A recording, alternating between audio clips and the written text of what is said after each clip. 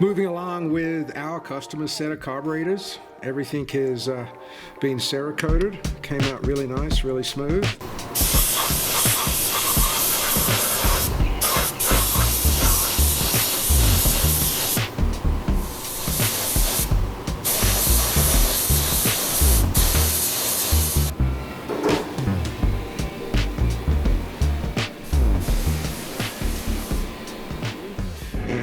We're just getting ready to do our accelerator pump discharges. Got all our jetting in, new jet carriers, new ball drains, reused the same idle jet carrier, just new idle jets in there because everything was pretty corroded, if you remember from the disassembly. New main jet and air corrector package, and also a different choke size, make it a little bit more responsive. The package that was installed, the chokes were a little too big for the engine application it was using.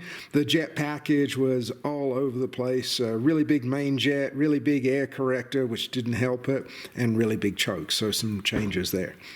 All we've really got left is install our accelerator pump jets, set our pump volumes, and set our float heights, and then it should be ready for the engine tomorrow. So one of the things that we want to do when we're rebuilding is set our accelerator pump discharge volumes. And what I'm looking for when I'm setting them, this is a modified calibration package, so I'm looking for around 55 or 0.55 to 0.6 of a cc, and no more difference than 0.05 between each accelerator pump. So right now I'm at 0.55 cc's, which I'm happy with. This one is right about the same, slightly higher. And that one is exactly the same. So everything here is working. The adjustment on these is on the back with the rod. So you adjust this nut in or out, screw it in for less discharge, screw it out for more discharge. But we're all set. I'm just going to close this up. And then for calibration fluid, I'm using our MPS solvent.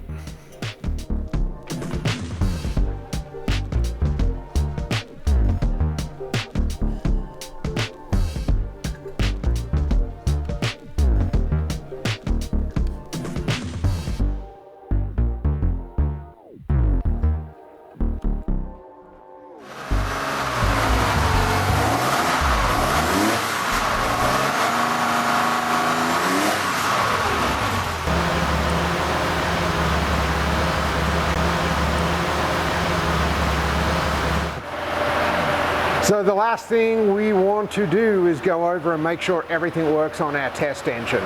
So I've already set the balance between all of the cylinders, made sure they're all around 5 kilograms of air per hour, make sure all my mixture screws respond and are adjusted and balanced to begin with. And I'm also looking for any fuel leaks or any other issues.